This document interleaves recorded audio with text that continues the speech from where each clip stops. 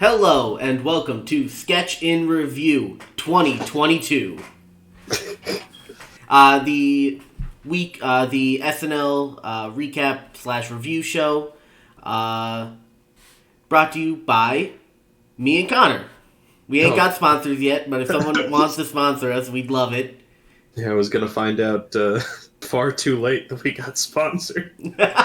That would have been wild, right? Like I saved it till right now to let you know that HelloFresh or someone HelloFresh decided to absolutely flush their money down the toilet. Mm-hmm.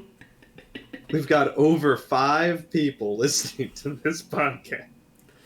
Listen, that's a solid 5 people, though. No, I'd say it's a very shaky 5. Oh, To be honest with you. Anyway, this is the episode for Ariana DeBose and musical guest Bleachers. So let's just jump right in for the cold open. It starts with a message from Joe Biden, played by James Austin Johnson, in which he has a very, very specific plan to beat COVID. It's real simple. Just stop seeing Spider-Man. Listen, he makes a very good case for it. It's a very it's a great bit. It's like kind of a non sequitur, but you kind of get the point. And also, just he manages to deliver it very well as Joe Biden. Mm-hmm. He does crazy confused old man very well. Yeah, so there's just a lot, and then it cuts to a bunch of reporters asking questions. And they're like, so you want us to stop seeing Spider-Man? And he's like, yes, stop seeing Spider-Man. Do you want us to stop going to the movies? Whoa, no. No. You can go to the movies, but stop seeing Spider-Man. 100% of the American population has seen Spider-Man 8 times, and everyone has COVID. Listen, as someone who probably got COVID from going to the movies... Yeah, as someone that doesn't have COVID and hasn't seen Spider-Man, I mean, we're 2 for 2 on this. Mm-hmm. I think I got mine seeing West Side Story though, so. And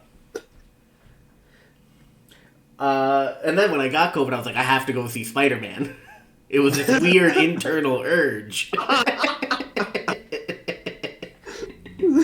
Listen, SNL also decided to fucking slam House of Gucci for no reason in the middle of the sketch. I saw the first 30 minutes of House of Gucci. That's enough movie for anyone. Oh, I have not heard good things about that film. So much like other every single news event that is mentioned in this episode of SNL, I'm very much not in touch with the world right now. But if you've got questions about Subnautica, I think I can help you out. Oh, is it good? Because I played really I played for like 10 minutes and I couldn't get into it. That's fair. Maybe I don't know. I don't know. Maybe we'll talk about video games on our video game podcast. When that comes out, never. That's true.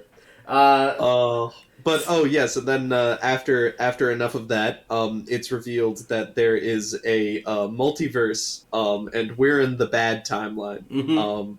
Our universe was created as a joke to see what would happen if the Chicago Cubs won the World Series. None of it was good. Pete Davidson, of course, plays Cool Biden from this other universe. And he says, Joe Biden asks if anything is okay about this universe.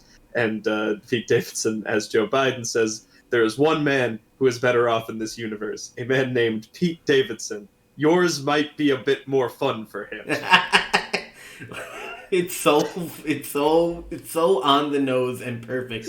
And then my other favorite part was the solid diss on Biden, where he's like, am I president in the good universe? And it's like, no. What'd you think you'd lose 4 times and then get it at 78? It was chock full of great jokes and fun performances. It went on very long. Mm-hmm. I feel like the only part that I didn't enjoy of the entire cold open was the last half of the middle part of the sketch, where they're like, okay, so what about inflation? Spider-Man. And he just turned into J. Jonah Jameson for a little bit, where he just said Spider-Man for everything. Yeah. And I was like, listen, I could see it. I could see it if you went, have you seen the price of a movie ticket? Have you seen a price for a Spider-Man ticket today? Wild. Like, there are lines you can do for it. There was the really good one was about World War III on the brink because Russia is amassing troops on the Ukrainian border. That sounds like a job for Spider-Man. Right? It's like a lot of things tonight.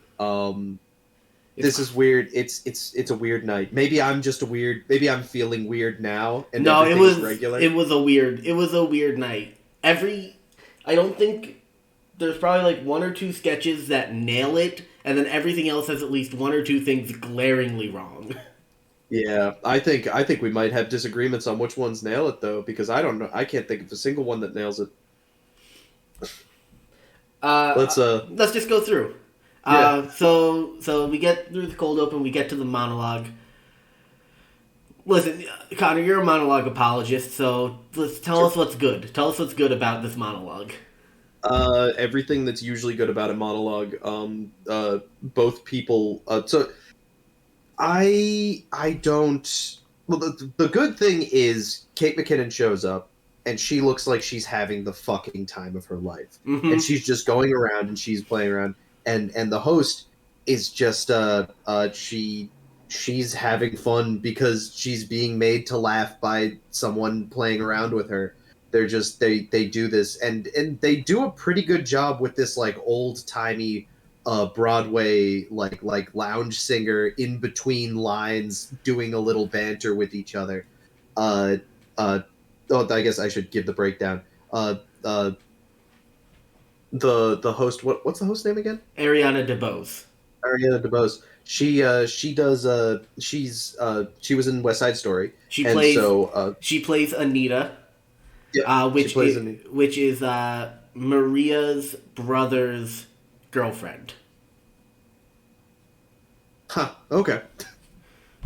We can get into a whole West Side Story thing after we finish the monologue because I went and saw it. That's where I got COVID. You took one for the team so that you could explain this episode. Mm-hmm. But yeah. So she goes on. She does the whole "I can't believe I'm on SNL" bit. And then Kate McKinnon runs on, and then she explains that this is her favorite musical and all of that. And then they start doing like a medley of all of the songs from the show. And so. Yeah, so while they're going, the medley is fun. It's fun to see these two people having fun and joking around and doing a good time. They're doing good.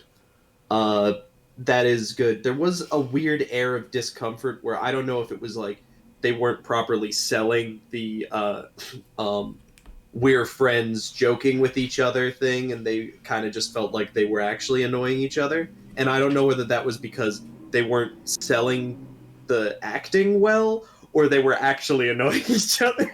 Yeah, but I was there was a little and that pervades throughout the night. There's always something you can always tell where not even I don't. There's an air of discomfort going through a lot of these sketches that I'm not. It's wild to me because Ariana DeBose is an amazing actor. Yes. It's clear in the stuff she's in. Crushes in West Side Story. She's easily the second best part after the actress who plays Maria. But that's just personal bias because she's a high school girl from Clifton, New Jersey, that got picked out of like thousands of people auditioning. So it's just a wild story for that reason. That's crazy. Can you imagine your movie debut being West Side Story, directed by Steven Spielberg? Wild. Anyway, so she's an amazing actress. I wish that they had, instead of doing the medley for the monologue, they had done a sketch on West Side Story. Yeah, no, I would have liked. I would have done both. Like I'm not. I'm not. Listen, mad I'm not at picky. that. I really love West Side Story, so I'm 100% okay if they wanted to do just like, oh, let's just do West Side for the entire thing. Yeah, and if they just like trimmed a couple minutes off of some of the other shit on here, or dumped at least one of the sketches, like you could Hmm. have just done West. It's not like West Side Story isn't a fucking institution. It's not like we're not gonna. What is Sondheim gonna get upset? It's, Rest in peace, Stephen Sondheim. Big sad. he's fine. He's dead. What do you mean he's fine? I'm saying he had a good run. He had, He he had did. a He run did and a have a half. good He's run. fine. He's not. Nobody's crying over Sondheim. We're all really happy for him. Yeah, I don't know. I also, I'm a big hater on the. Oh my god, it's so cool that I'm hosting SNL the Monologue. I know you are. I know you are. Because it's just like, listen, I get it. SNL's an institution, and if I got to host SNL, I would 100% say, oh my god, I can't believe I'm hosting SNL because I am part of the problem. But but that doesn't make it okay. All right, so we move on to the first sketch of the night, NBA on TNT. Oh boy. Where, What this was the first is there a gas leak yeah, sketch. is 30 Rock okay? I just like I can't, so I'm sorry. Open with the rundown. So the rundown is we get our classic panel for NBA on TNT, which has Charles Barkley, Kenny Smith, and random bald white dude. I don't watch the NBA, so like that's the most sports knowledge I know. Charles Barkley historically has a gambling problem, which we'll explain a joke later. Anyway, they say that Shaq, who's also normally on it, got COVID, and so he can't be in. And so they bring in Yao Ming, which is Bowen Yang standing on a chair with a giant suit to go underneath the desk. So it looks like he's 90 feet tall. Yeah, like Yao Ming, famously really tall guy. That's it. He's just a really tall guy. Also an Can't be NBA that player, so well it made sense. I mean, listen, Yao Ming's very well known. Oh, okay. It's not as niche as you think. Yao Ming is just that's like, listen, one of very tall basketball player. Anyway, so they get Bowen Yang to play Yao Ming, and they do like a fun voice changer on him to give him that like drowned out kind of sound. And also the second low voice gag of the night. Yeah, Because for some reason gags need to come in twos now. I don't know why. In different sketches. Mm-hmm. Anyway, so you get all the fun like, wow, Yao Ming is real tall gags, but in order to keep the sketch moving forward, they decided to just do a real easy like idea of a sketch, which is what if just one of the teams was just complete amateurs. Yeah. Against professional athletes, and then they just get crushed. I'm assuming there was like there must have been a news story about like one entire team getting COVID or something. Sometime, like, I don't know if that's true. I'm just saying the NBA I know has been like getting hit, but like every sports league has kind of been getting hit. Nah, I don't know then. But yeah, no, it's the entire team gets COVID and they can't show up, so they needed to fill in people from the audience. Mm-hmm. And it is a very funny idea. It is not a 5-minute sketch. No, that's like a stand-up routine that someone tells you for 3 minutes, and you're like, oh yeah, that's funny. Yeah, that would be, yeah. They just kept cutting to the same thing. It was just the same thing. We cut to two different people who were just amateur basketball players talking about how they're losing to professional like the best joke about it was when they were all sitting around the desk and saying It looks like this team's going to have a lot of trouble because of their lack of NBA players. Yeah. Yes, that's right. I think the lack of NBA players is really doing something. And then we show the scores and all that, very funny. And then minutes pass, and it's didn't go anywhere. It's just the same thing. We get three different people on the Sacramento Kings. First, we get Mikey Day, who is a YMCA basketball player. They have Heidi Gardner standing on like a box next to him so that she's taller than him, and he's like, "Oh wow, you're tall. How tall are you?" And she's like, "I'm 5'7", which is a great little just like joke, perfectly thrown in there. Then we get a bit more banter. Then we get to Ariana DeBose's character, in which she was out at a girls' night that went to the Kings game, and she got drafted to pick for it. They're like, you're the only one who's scored a foul, a free throw. She said that she did it underhand, and that she's been called for traveling fucking 39 times. Yeah. Keep forgetting you need to bounce it. Mm-hmm. The last one... last one is Andrew Dismukes as the coach.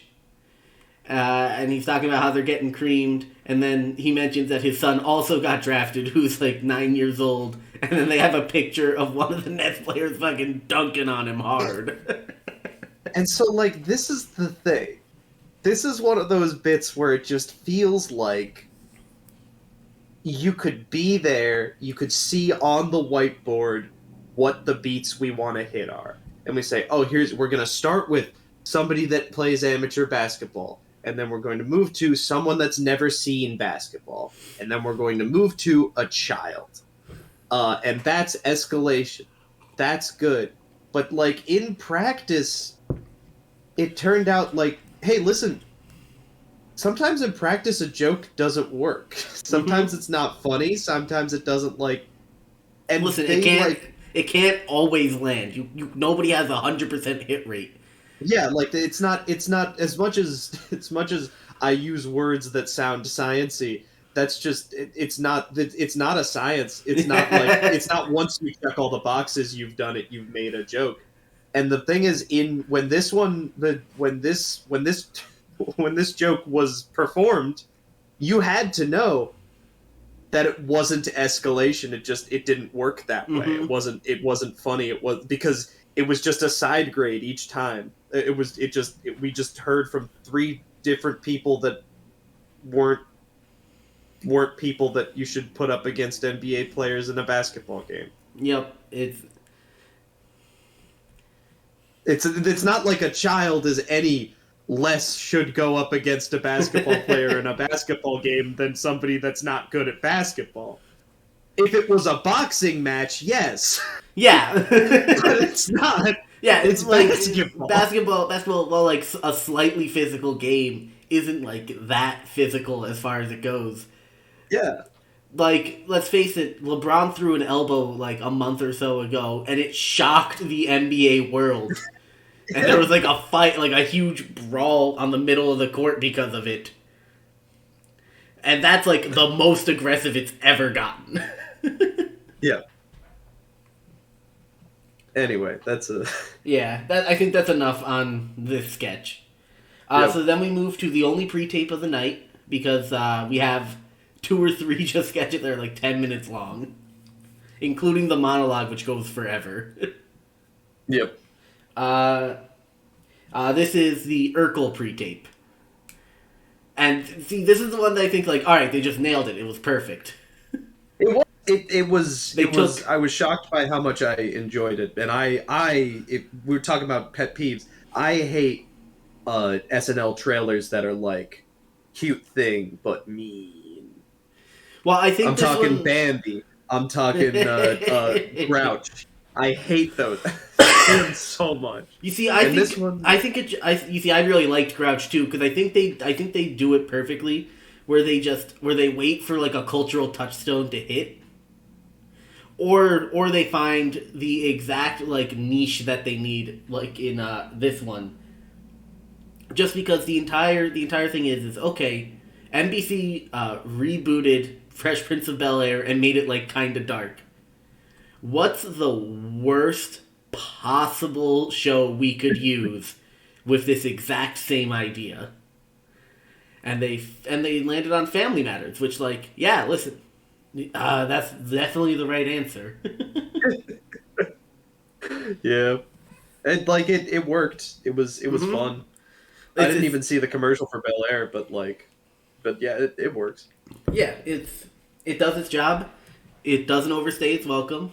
It hits the beats that we want to see, and we get a "Did I do that?" which is all I wanted from the entire trailer, was just a "Did I do that?" That was actually really good. I did like that a lot. What if I shot you in the head? Should I do that? Oh. So after that, we've got the Lakatsa formal events commercial. This is part of the duology. I think that we're one after the other. Where I loved the idea, I loved the performance. I think we got lost in the weeds and things feel weird. You see, I think this is one of the few where I was just like, all right, I'm in for the ride. I think this is a great sketch. I don't know, maybe it's just because, like, me and Connor are both growing up in the New York metropolitan area. These commercials existed for a majority of my childhood, which is just random mom and pop shop airing a local commercial. I loved the characters. I loved the weird things that they did. I loved that they were auctioning off their son, who will be a weird, awkward date that won't fuck your kid. It's so Sarah Sherman nails that like New York Jew yelling commercial so perfectly. Yeah, no. Pete Davidson just perfectly hitting all the notes as well with his like yeah type of voice. My problem was just that I wanted less of the sun. I wanted the sun to be a highlight rather than the focus. And once we were just like constantly cutting to him showing weird gross shit about him. Yeah, the joke wasn't as special as it was anymore. And then we lost like the fucking limousine that was two Toyota Corollas put together. Like, I wanted more of that. Yeah, I wanted way more like, alright, what's the most budget formal shit we can get? But, it wasn't...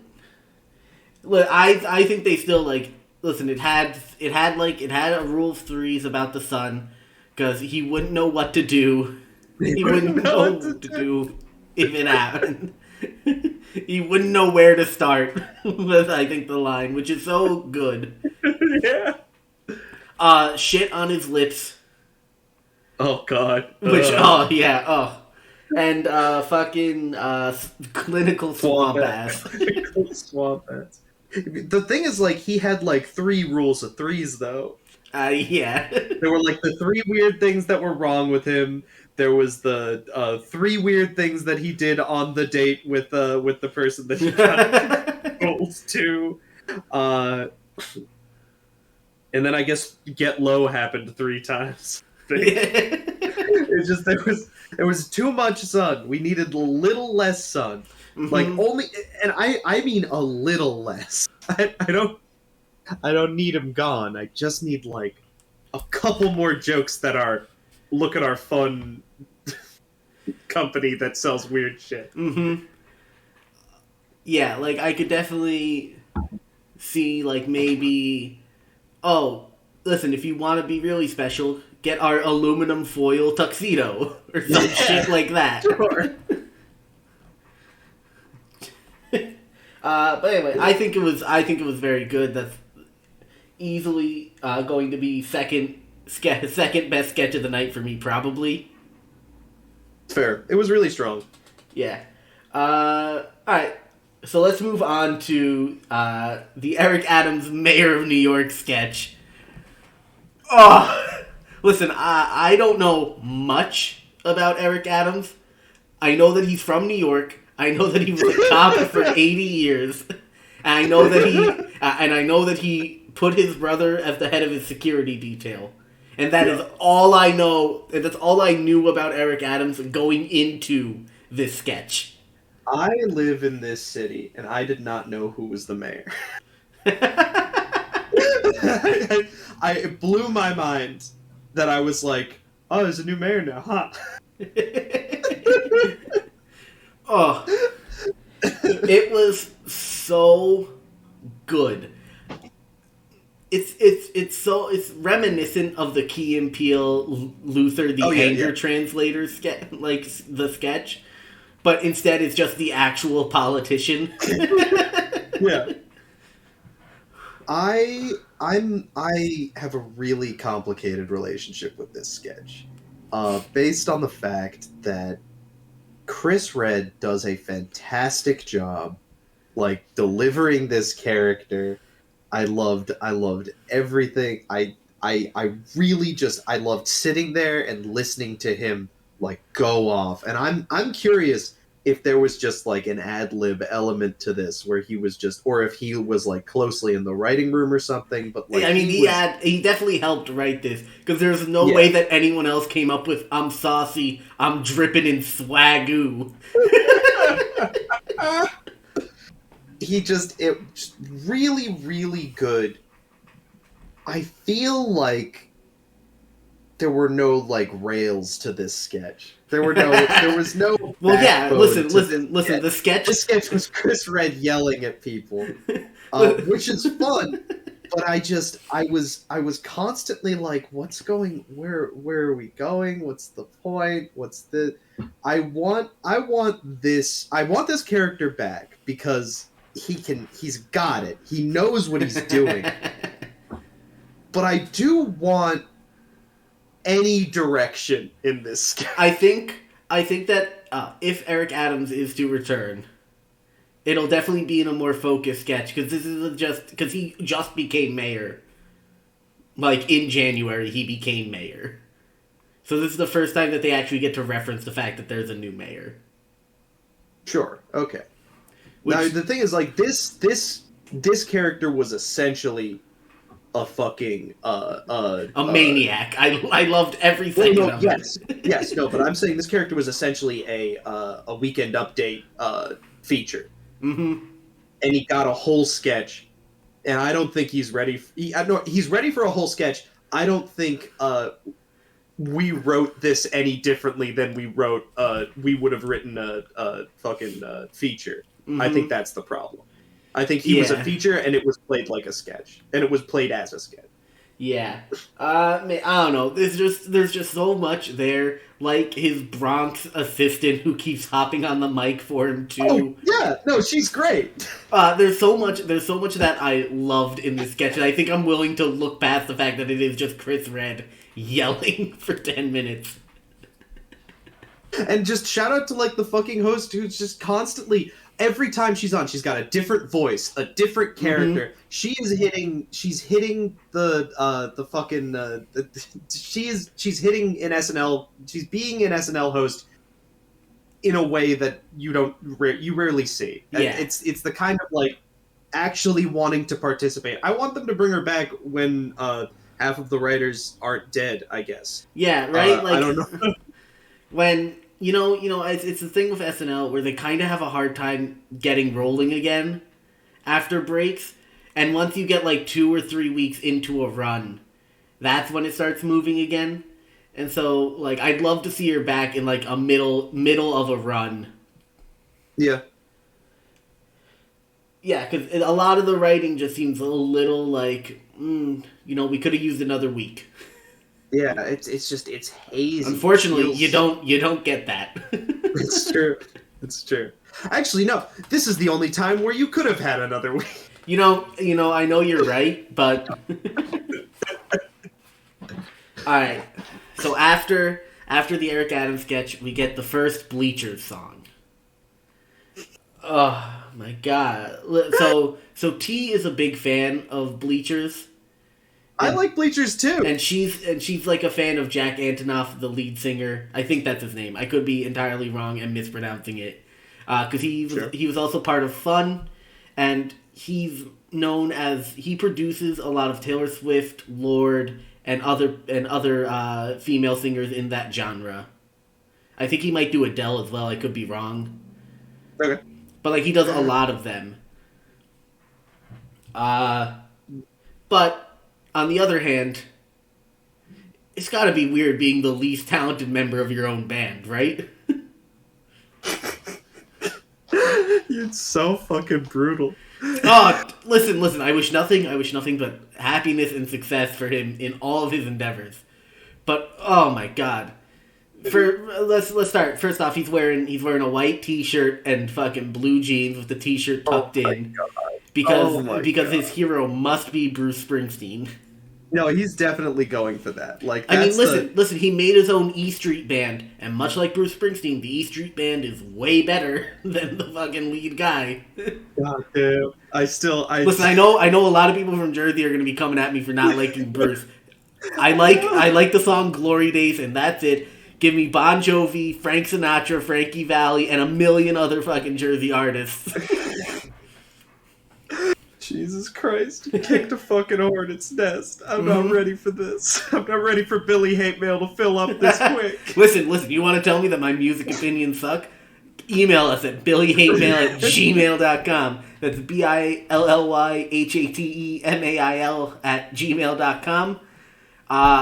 Let's face it, dude. If someone writes me and it's a funny fucking like thing, I'll definitely read it on air. Because let's face it, we have no listeners. So who's gonna complain? We've got a soft 5 listeners. Oh, but the saxophone. The fact that he had like the saxophones. A guitar player who's obviously better than him. His own Stevie Van Zandt. It was I'm not as anti. So first off, the man looks like a dork. He's going around dancing he dresses up like fucking Stanley from Streetcar, and he looks like he's performing at his own fucking bar mitzvah. Like he's a child. He looks like it and that's fine. Like you can be a dork and a really good singer. But it highlights your dorkiness when you try to, pull off this, fucking what's Springsteen-ass look. And then you do... And it's hard to, get... I'm enjoying myself in this first one. Because he looks like he's having the time of his life. And I respect that. I'm happy for that. He goes up, he does that thing where he, pulls up somebody from the band, and he's like, you guys go up front, and then they do it. And then he stands up in front of the drummer and, does some weird hip gyrations that, he's not fully in support of, because, again, this man is, he looks like, he's like the fucking nerd character at the end of a feel-good, coming-of-age movie doing a big musical performance, and it still kind of doesn't work, but you're happy he's come out of his shell. Has no one, that's what he looks like. Has no one sat down with him and been like, you need to get a better haircut? God damn it. So, again, I love that he's having fun. Him having fun made me have fun. He looks like a dork. And I like his music. I do. He looks like a dork. And the more he tries to play this angle, the more he looks like a dork. And as it goes on, the novelty of him having the time of his life wears off, and it's just him dragging me into his fantasy that's never going to work. Ugh. I can't wait till we get to the second one, because I have a fun tidbit for that song. Oh, I'm glad. Because the second one was officially where I gave up. I was like, you had the first one, I thought you were going to do a costume change and play the next one straight. Nope. No, he just thinks that this more Bruce Springsteen. Anyway, we'll move on to weekend update. He doesn't even make Bruce Springsteen music. I don't get it. I don't know. That second song fucking sounded like one. I know, but I'm saying I'm on fucking Spotify right now, and the top 5 songs sound nothing like that. Oh, I'm sorry, Chinatown featuring Bruce Springsteen. Mm-hmm. That is the second That's song. number 5. That's the song that he played. Oh my god, that's insane! I had no idea. That was gonna be my fun tidbit. Is he normally plays the song that he plays the second for the second one with Bruce Springsteen normally. Oh my god! So of course it sounds like a Springsteen song. Jesus Christ! Fuck me. All right, so we get into Weekend Update and we see where the writing staff put all of its effort for the week. Yep. Oh boy, did they come back spicy. Oh yeah, well, 3 pedophile jokes in one night is enough. Is a lot even.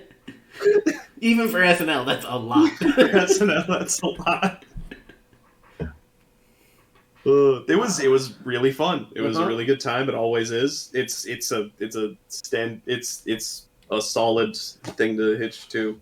I'm going to. I don't like making it sketch of the night, and I think that there are things that this one didn't make me as mad as the others, so I won't give it to it this time, but it still made me laugh the most and be upset the least. So yeah, it's worth noting. We get there's only one featured performer. Chloe Fineman comes on as Elmo. Apparently, Elmo's been getting in a feud with Rocco. I wish I was on the part of the internet that saw this, just because it seems like it's just like a fun thing. Yeah. But like Fineman does a good Elmo impression. Yep. And then they bring out. I like that she can move her face in a way that feels like. Yeah, she almost she made herself kind of look like a Muppet. Yeah, it was really impressive. So anyway, they talk about Elmo talks about how he's sorry. He wrote a big Instagram apology. And then they're like, so we also have Rocco. And they bring Rocco out. He's in his own mini chair on the desk. I think that this was like this is very good for when you want to introduce your 5-year-old to SNL. You can show him this and be like, look, they made one for you.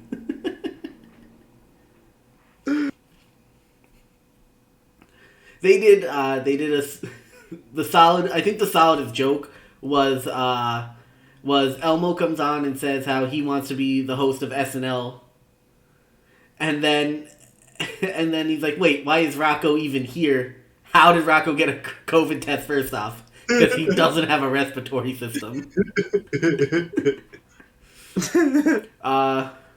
Anyway, why is Rocco hosting next week? And is both the host and musical guest. I can't wait to review that episode. Oh yeah, big Rocco. Honestly, fan. Rocco's got chops. I'm as long as like Rocco shows up, I think they're gonna nail it.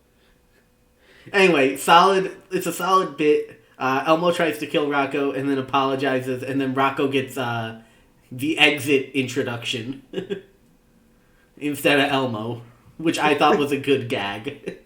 I didn't notice that. That's good. That's good. So that's Weekend Update as a whole. Solid time. Definitely go check it out. Next, we get a musical sketch, but not West Side Story. Instead, we decided to do The Sound of Music. Wrong Maria. You know what? I didn't make the connection. That's actually really good. If they were just like, "Whoops, we used the wrong Maria." This was another gas leak. Oh my god!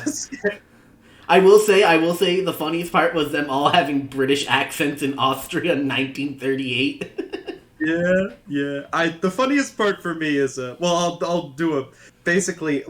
try my best to explain what happens in this sketch. So I believe we're going to a house that isn't the Von Trapps. Next door, different. Yes. Okay. So there's a mansion next to the Von Trapp mansion, that has an identical situation to the first one, and so Maria is currently booked solid with escaping from the Nazis and teaching kids to sing. So she's picked another person that was dropped from a nunnery for eccentric behavior, so they start doing the Doa Deer song, and she doesn't want to do the lyrics that Maria set up, so she just kind of sings. No, I think the joke is the lyrics but different. I think the joke is that maybe trusting people who were kicked out of the nunnery to teach your children isn't a good idea. Because, yeah, sometimes you get Maria von Trapp, and then sometimes you get Frau Hirschmein or whatever. Yeah, it was weird, but, like, it's not that she's a bad teacher. It's just, like, we sing Doa Deer a bunch of times, but we pick things that aren't the ones that were originally sung. And then we go through, and the funniest joke is where they La, T, and Fa are all Queen Latifah, but a different part of her name. Mm-hmm. That was very good. My favorite part about that is immediately after Maria von Trapp goes and fucking played by Kate McKinnon goes to her and is like, you used Queen Latifah 3 times. And she's like, all right, so what'd you use for La? A note to follow so? Pretty lazy. Yeah. I did that, and then the kid that hasn't spoke since they've seen their mother's gruesome death wants to sing, and then starts singing the regular song, and then gets corrected because the regular song is dumb. And then Keenan comes out and starts singing Edelweiss, but about fast food. Mm-hmm. And that's the end. And I'm not mad. I'm just confused. Right? Like there wasn't a joke. We just came out and we sang 2 songs wrong and we all left. Yeah, like, listen, if it was weird... Listen, if the host was, like, Weird Al, it makes sense. Yeah, yes, you make a good point. But the host isn't Weird Al. He's not even the musical guest. It's just a randomly let's do fucking Sound of Music instead of West Side Story. Instead of they could have just taken the time that they've done to make this sketch to do a West Side Story sketch where they just change the lyrics of West Side Story songs. But you don't understand, Billy. We already built the set for Annie, and there's no part. Yeah, and there's no grand entrance hall in West Side Story because it's about poor people. That's gotta be it, right? Yeah. Listen. SNL has a history of doing, like, a bunch of fucking Sound of Music sketches. Oh my god. So... I want to go to bed. They also do a bunch of Annie sketches, too, because they have that set piece just built already, so they gotta use it as... It must have cost fucking, like, $1 million+ because they've been using it for 5 years. Jesus Christ. Oh. Yeah, listen, it was unfocused. The joke was at best. Because it wasn't even like, we're doing, like, really close or very funny, like, words. Yeah. No, it's just we're changing the words and changing the tempo at which we say words normally in order to fit the song. Yes. Also, what is with this fucking obsession with Homer Simpson? Hey, that's James Austin Johnson. It has to be, because he's the one who does all the Homer Simpson shit. Because he just showed up, and all we talk about are the Simpsons. And I gotta say it again, I don't know if I've actually said it, he does the worst Homer Simpson impression I've ever seen in my fucking life. But he needs to do it. We need to stop. Someone needs to stop him. He's good with impressions, but you wouldn't know it, because all he does is his worst impression. Oh. Anyway, after that sketch, we get the second Bleachers song, which is a song that he normally performs with Bruce Springsteen, which makes sense because when I first heard it, I straight up was like, is this just Born to Run? Because as I'm listening to it, I'm just like, yeah, I could hear Bruce Springsteen being like, oh, so that's why he mumbled into the microphone. It has to be, right? Because he's trying to be Bruce Springsteen. And Bruce Springsteen can't sing like a normal fucking person, so why should he? Listen, I'm just stating facts. Listen, I'm not the one who decided that You better was like an acceptable way to do Santa Claus is coming to town.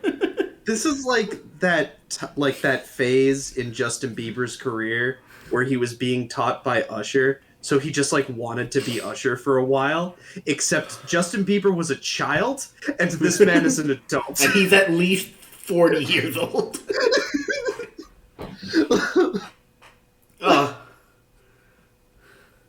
Oh my! You know what his look reminds me of? What? What's his name? The nerdy kid in Tropic Thunder. I still haven't seen Tropic Thunder. Oh, it's pretty good, but like the nerdy kid in Tropic Thunder is absolutely what he looks like. Also, listen, we just only got roasts for him. And again, this is the first person that like came on as a musical guest since we started this. That like I actively listen to their music. I enjoy listening to his music. This performance was unwatchable. Oh, so I had secondhand embarrassment. He was an office gag. Yeah, I was like, I didn't know SNL did cringe humor. I know. Anyway, that's enough talk on Bleachers. Listen, it's unfortunate that the only time the musical guest gets any time on this podcast is when they're bad. Well, yeah, because if they're good, we don't know enough to say why they're good. It's just like, yeah, really good. I really liked it. Mm-hmm. That's all I'm qualified to say. Maybe I'll get someone to pre-record a review of the music for us, and we can just play that. That would be. Anyway. Actually, when we talk about the musical guests, we are almost always talking about their clothing anyway. True, their gear is the most important part. All right, so after that we get the Cornell Sappho lecture. Yeah, it was a solid sketch. Listen, it's a solid sketch filled with quality lesbian jokes, and like, listen, they're a little lazy, but like, listen, they're still fine. Yeah, no, the presentation. Listen, the jokes were pretty much like they have sandals, they move extremely fast in relationships, and a lot of pets. Like, listen, they hit all three, and then it was perfect. They also hit the solid artifacts of an old water bottle, a Nalgene 1 liter. And then the X-Files bit, and then the lyrics to. I don't know that song. Yeah, I don't know that song either. I know, I know the song, but I don't know it at all. Yeah, I just imagine some people in the writing room, knocked off a bunch of really easy jokes. Like, I assume, there's probably someone on staff has to be a lesbian and was writing that. I mean, Kate McKinnon, right? Yeah, I don't know enough about her life, but I believe it. Sure. But yeah, no, it just seemed like somebody rattled off a bunch of jokes, put it in a framing device, and it works. I got no notes. Listen, it's like, it was not a gas leak sketch. I'll give you that. Listen, it was very clear, it might have very straightforward. Listen, it might have been fucking T-ball compared to the major leagues, but listen. Sometimes you just need to hit a home run. Yeah. And then we get 10 minutes to 1, which is the most gas leak sketch I've ever fucking seen. The Longhorn Texas Steakhouse. Okay, so here's the problem is with this sketch. Okay, here's the rundown of this sketch. Everybody says things. They say them loudly, and they say them in voices. Yeah, they say. I can't even say Texas voices. So this is the thing. If it seems it is possible that this is supposed to be the Texan version of the Californians, and if you're from Texas, you're laughing your ass off because you know a lot of people that sound like this. Mm-hmm. I hope that's what it is, because otherwise I'm very uncomfortable. Yeah. Listen. I think we have to go forward assuming that this is 100% based. I don't know where Ariana DeBose is from. She could be from the Texas area. I know Heidi Gardner is from the Kansas City area, which is nearby, so Sure. she could have experience with it. But like we have to assume that this is like a very hyper specific region that they are just like taking and showing to the world. But oh my, Oops, all Boomhauer is kind of the sketch. Like that. Yeah. Oops, all Boomhauer is definitely the sketch as a whole. Because there's at no point do I really understand what anyone is trying to say. I saw the sketch twice. I have heard every word twice. And I still, like, could barely tell you what each of the characters is saying or doing. Yeah. Yeah. Like Heidi and even then, like, even the parts that I could easily understand what they're trying to do don't make sense. Fucking, it's like, Heidi Gardner's character comes in and says, there are 2 empty bottles of A1 steak sauce, get on it, and then no one changes what they're doing. Yeah.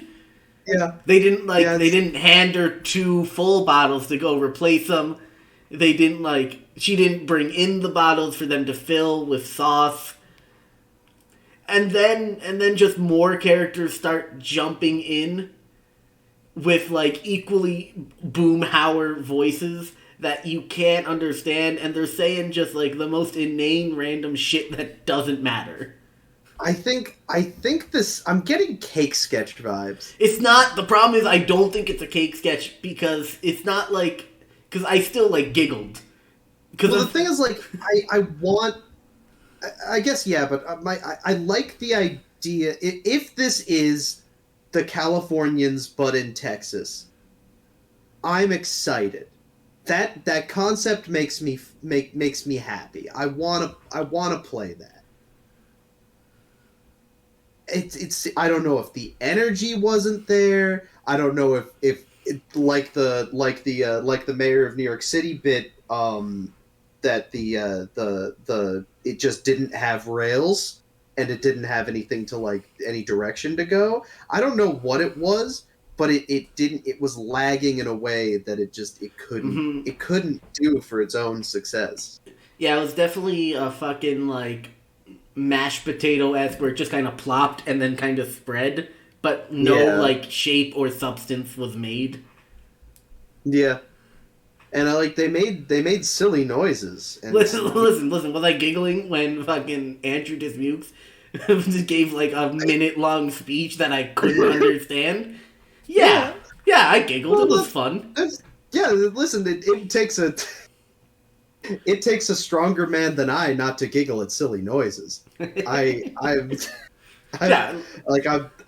We're not haughty. I want to be there. I'm almost more upset at the fact that I don't like this sketch because I should like this sketch. I think that's where I'm at.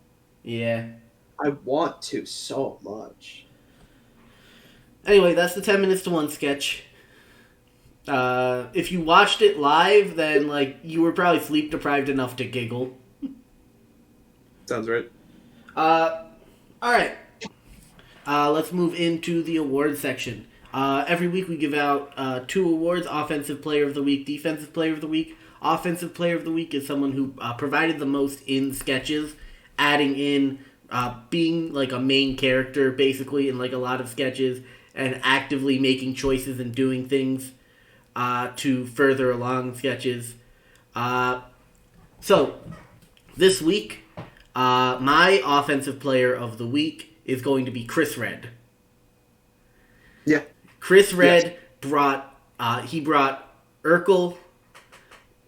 He did Steve Urkel perfectly. Really, like, and he even nailed like the genre of it, where it's like even though he's playing fucking Urkel, he's playing it as like, no, this is Urkel but serious. I'm an actor getting my shot to play Urkel but serious. That's my job. Which I think was perfect for it. And him in the fucking Eric Adams sketch is so goddamn funny.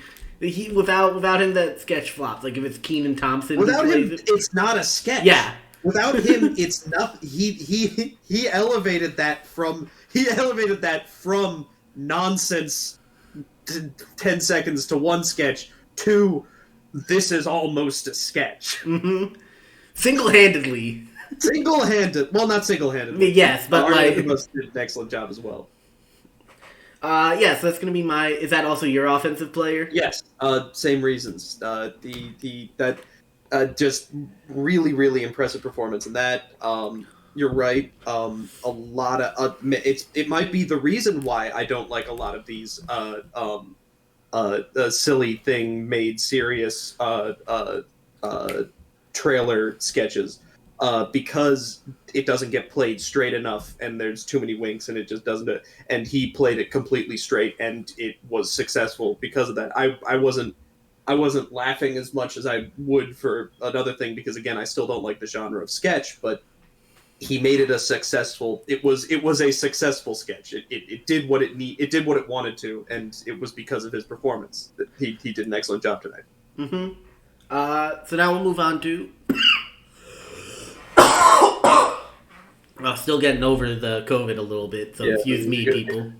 You should have gotten a test before you came into the office today.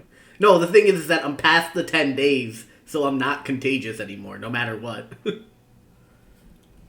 That's what the doctor told me. I am not a medical professional. Although maybe if we just start giving out vaccine misinformation, we'll get big like Rogan. Hey. Nah. Unless someone pays us, once again, millions of dollars, in which case, we'll say whatever you want. Yeah. Anyway, we'll move on to Defensive Player of the Week. This is someone who generally plays more of a straight man character, helps keep bad sketches afloat, really adds in for good sketches. Connor, do you want to go first for defensive? I'll give it to Dismukes. I have Dismukes too. Yeah. I can't believe that we're going to be on the same page for offensive and defensive player. It's just so obvious, though.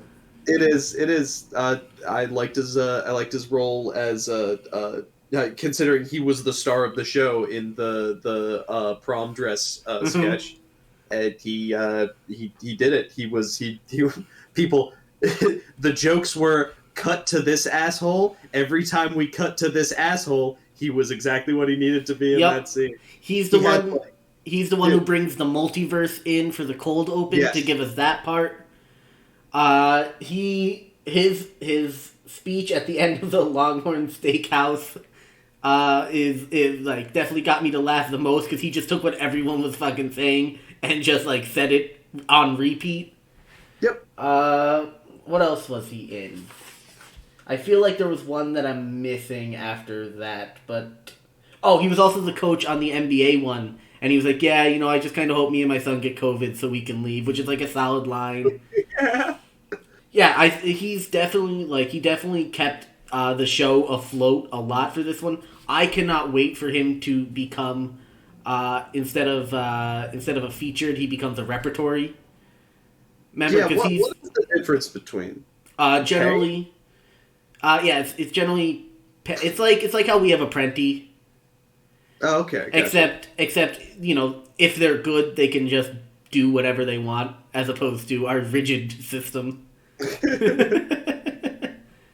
Gotten way less rigid because of COVID, but that's good. It was fun.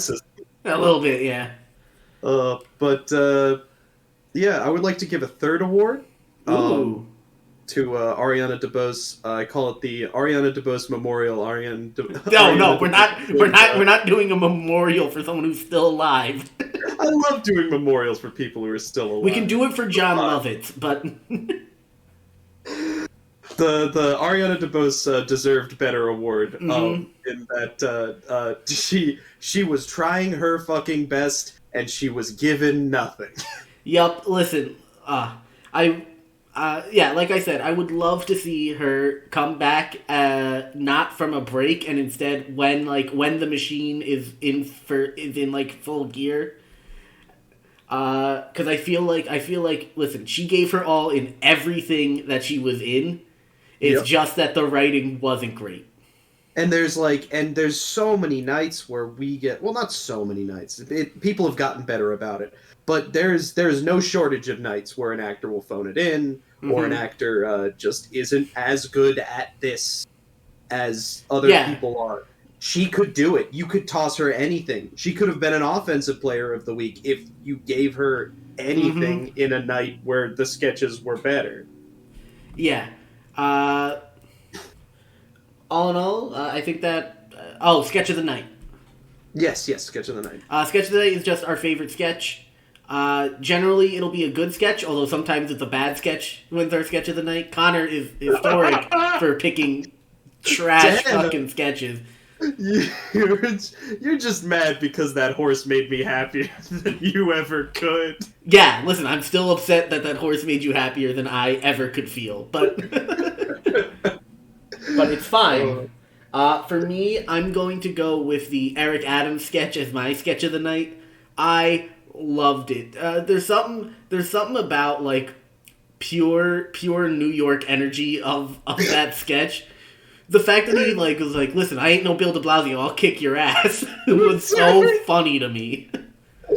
All in all, quality sketch. Definitely my Sketch of the Night. Connor, what about you? I don't know. I really don't. I really like that sketch. It's too unfocused for me to give it Sketch of the Night.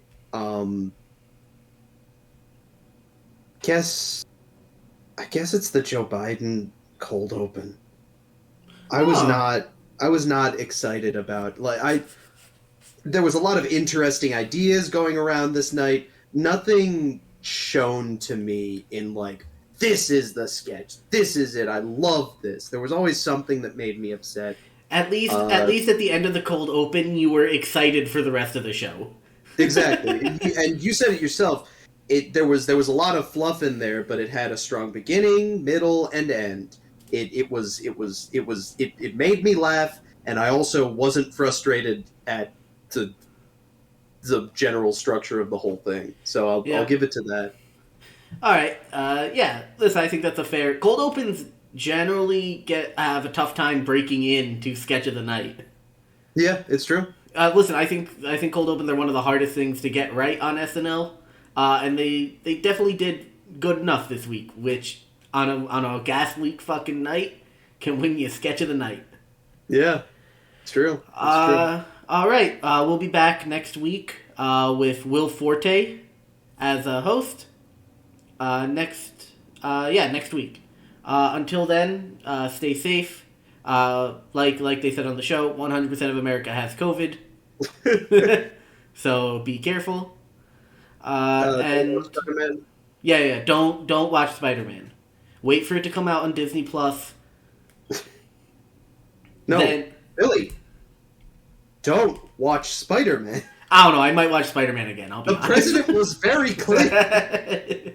He didn't say don't go to theaters. He said, stop watching Spider-Man. That's right. Yep. Until then, support local comedy and have a wonderful rest of your day. So long.